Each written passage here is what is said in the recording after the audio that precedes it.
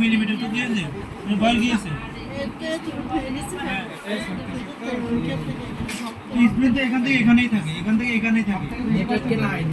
এখান থেকে একটু যদি স্পিন থাকেই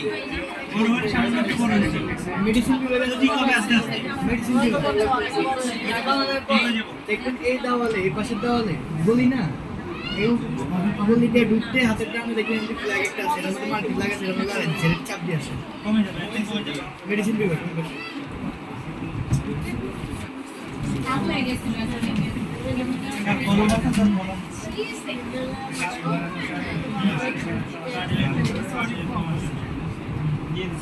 কাশি আছে